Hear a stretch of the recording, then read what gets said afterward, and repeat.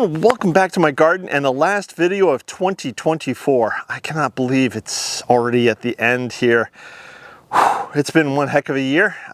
Some good things have happened this year and some not so good things that have happened. But before we get into all of that, let's take a quick look back at some videos from 2024. Hello and welcome to 2024. My name is Jason and I'm here in Eastern North Carolina, growing zone 8B.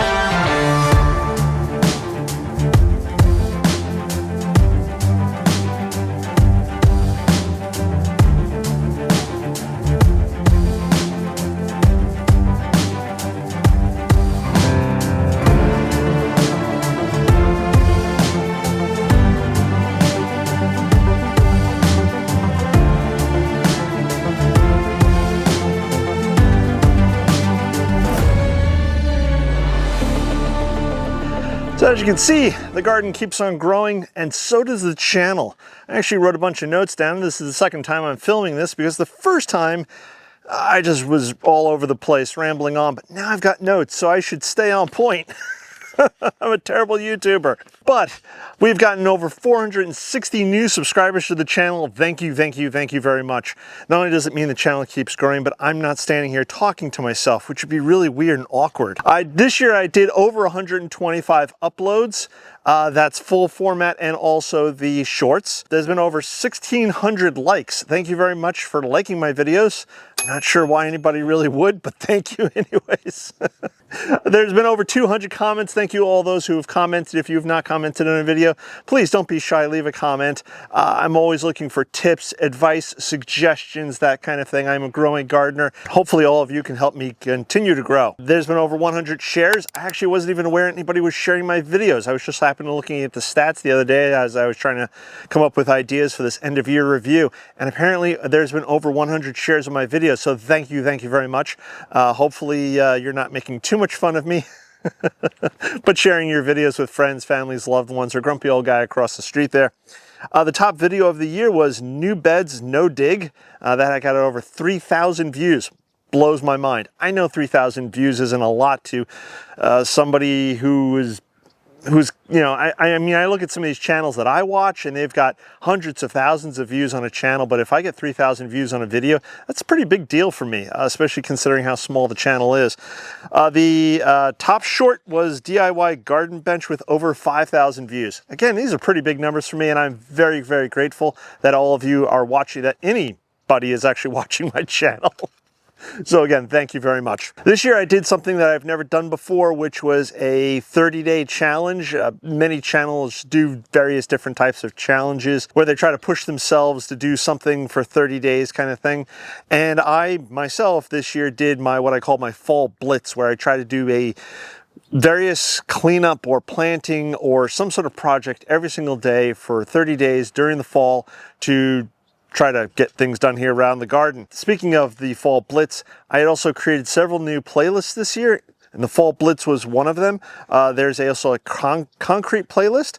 And then there's the 2024 garden tours and 2024 seed sowing. If you guys have watched some of those playlists, please leave a comment below. Let me know that you've watched the playlists. Should I continue to make playlists like this? Let me know what your thoughts and feedback are on those kind of things. I have looked at my stats, and some people are watching those things. I don't know if it's a random fluke or if you guys actually do. So again, if you do, please leave those comments below. Then let's see. Let's touch on the good and the bad of some of the things that happened in 2024. The bad. Let's just get this out of the way. Rip the Band-Aid right off, because 2024 wasn't a great year, I felt. There were some things that happened that, unfortunately, life gets in the way, weather, etc. Speaking of weather, June was bone dry, not a drop of rain. Same thing with October. Bone dry, not a drop of rain, and I think like half of November, and this obviously impacted the garden.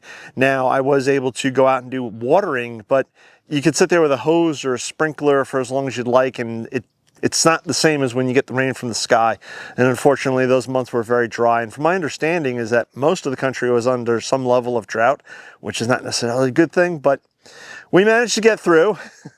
Pumpkins and squash did very bad for me this year, and one of the reasons being is that Peter Cottontail came through the veg garden, and in years past it wasn't an issue. I think that the foxes had kept the rabbits under control in the area.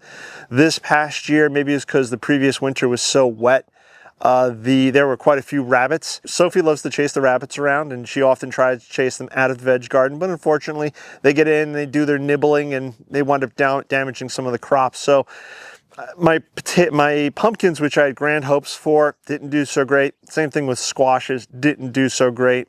And so, such is life.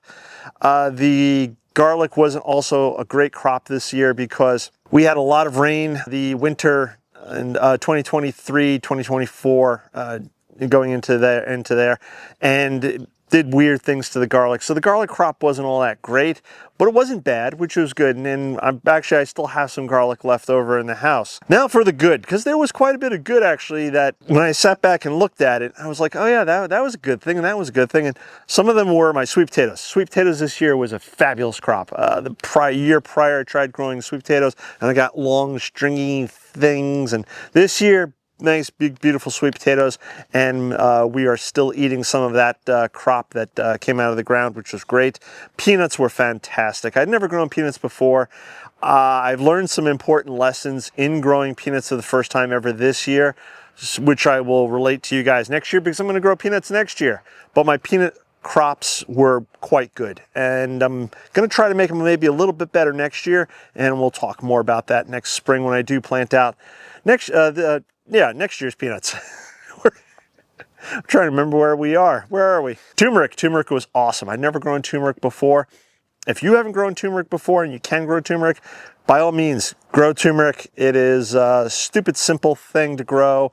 And thankfully, I'm in eastern North Carolina, where we get quite a bit of heat and humidity, which turmeric loves. And my one bed of turmeric, I think I planted 6 little rhizomes, roots, whatever you call them, and they just multiplied, and I was giving bags of turmeric away to friends and family and neighbors. We kept quite a bit for ourselves as well. So that was huge. Another thing that I got done, which I really wasn't intending on doing, but it was a project that popped up. It wasn't planned, and sometimes those are the best ones, but I finally created a border for my driveway bed, and that it's actually inspired me to think about other ways or other places I could create similar borders. And then that got me looking into the interwebs, and then got me thinking about how to create other borders, or how to create new edging for other areas in the garden. And then I stumbled across creating your own concrete borders or edging, and I started learning how to do that. So that's something that I learned this year, which was very exciting. And I'm starting to make some border edging, which I'm going to share. I've already shared a little bit with you. There's more of that coming up in the upcoming gardening year, and I hope to do a lot more of it as well next year. I got started late this year, and hopefully I'll be doing a lot more of it next year, and I'm really looking forward to adding a new style and appearance and look to a lot of the garden areas that are lacking that, or I mean, I have areas all around the garden that don't have any sort of edging, and it makes it difficult to keep weeds out of those beds or out of those areas, and makes mowing and weeding, it just makes it more difficult. But if I can create a border or an edge, it creates a definition to that space, if all that makes sense. So that was pretty exciting. Zinnia here in the vegetable garden was fantastic. Unfortunately, zinnia out in the flower beds, not so much. The deer liked eating zinnia, and it's my understanding, and if you guys have experienced differently, please let me know in the comments below, but zinnia is supposed to be deer resistant. Unfortunately, the zinnia out in my garden, flower garden in front bed area, got nibbled on by the deer. So not so good there, but here in the vegetable garden, they were absolutely beautiful, incredible, and that's actually inspired me to do something different next year.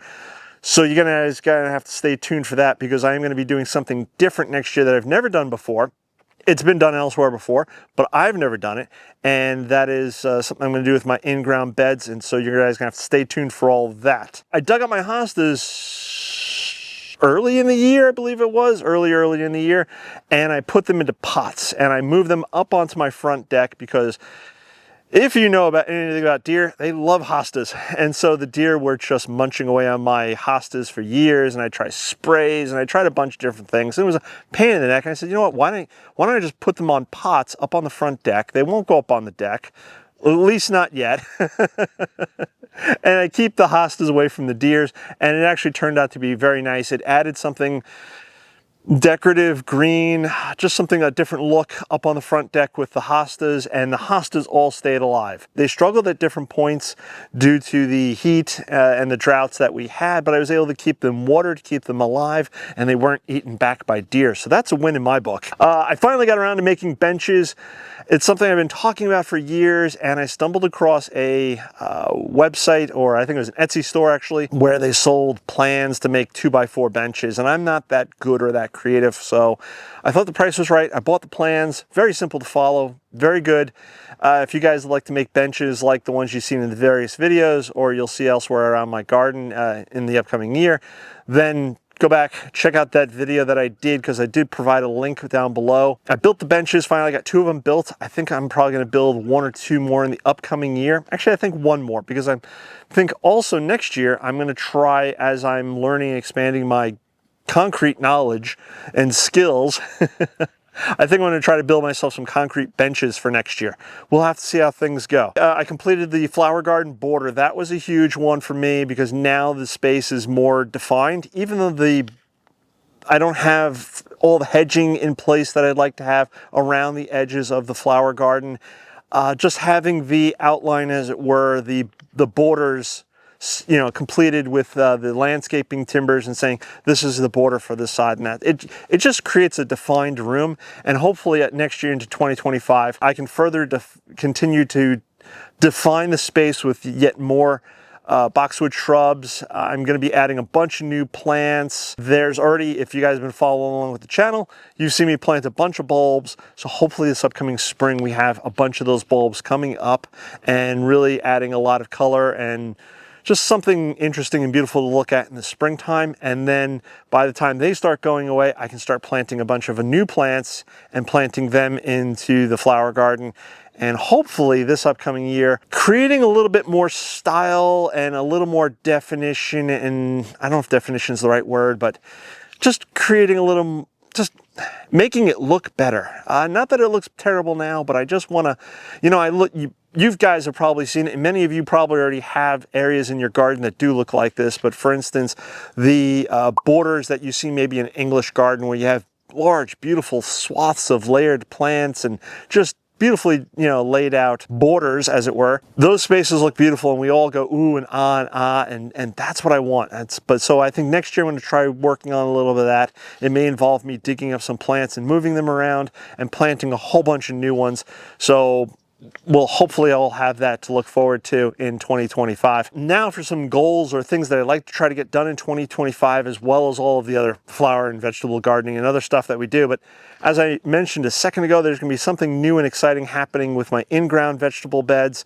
So stay tuned for that. Hopefully, cross my fingers and toes, because I have been working on prices and designs and things, but hopefully I can get my potting shed built in 2025. That's a huge project for me. It's going to be quite expensive, but I think maybe, possibly, I don't know yet, but maybe that'll get done in 2025. And I'll obviously bring you guys along for all of that, in not only the construction, but also how I plan on setting up the shed and using it. I'm going to try to get a walkway done here in the vegetable garden, right here in front of the camera. It's something I've been kind of wanting to do for a while. I have a bunch of pavers ready to go, so I think I'm going to try to either get it done or at least, at the very least, start it. But I'm going to work on that this winter while the weather is cold, because there's a lot of heavy lifting going on. Going to start working on 2 new garden rooms. One is going to be the topiary garden, and one is going to be the grass borders, and that's going to be next to the flower garden. If you're new to the channel and you don't know what my garden looks like, jump over to growinggreenfinger.com. There's a page called The Garden, and it kind of gives you there's a map on there, shows you the layout of the garden, and I'm going to be actually updating that map soon. I also have other information on there, so you can kind of get a look as to where I'm talking about here in the garden and the various spaces. But topiary garden and grass borders, those are 2 projects I know I'm going to be starting next year. And I've already started the topiary garden a little bit, but I'm going to be starting, I won't complete them next year. There's a lot of that I need to do before. There's just a lot to do. It's a big garden. I have a lot of things going on, but I definitely can start those 2 projects next year and get those underway. And then last but not least, hopefully opening up a new section of the rose garden. I'd like to get one of the other half of the front garden bed opened up. And again, if you haven't been watching the channel, if you're new to the channel, even if you're a long-time subscriber, you don't know exactly what I'm looking for, you don't know exactly what I'm talking about, go look at the map. When I get to the project, I will be showing you guys, obviously, but I only have about half, maybe a third, let's say a third. I have about a third of the rose garden completed. The other 2/3 are uncompleted at this point, and I'll speak more about that when I get to that section, but I hope to at least get another section of the rose garden done, and that'll just be one step closer to getting the whole garden done. So I'm looking forward to that. Sophie, of course, here has been indispensable this year, haven't you? In helping me garden. She's been keeping the deer and the bunnies away as much as possible, and supervising me where I need supervision. I can't believe in a few days it's going to be 2025. But you know what that means. A whole new gardening year, a whole new season to make things better in our gardens, to learn from the mistakes that we made last year, and to learn more things.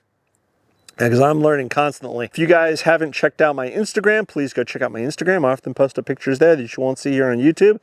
If you're not aware, I have a YouTube community page. You can go over to youtube.com and then my page, of course, and you'll see the community tab. And I often try to post up pictures there of like behind the scenes stuff. I'll do polls and quizzes. And speaking of quizzes, there are some smart cookies of you out there. And I try to pick out not common gardening questions, but weird and obscure and different, origin of salvia or origin of something or other, or not common gardening questions. So, and I learn a lot in doing that, and many of you seem to have known the answers. So hopefully you're not cheating.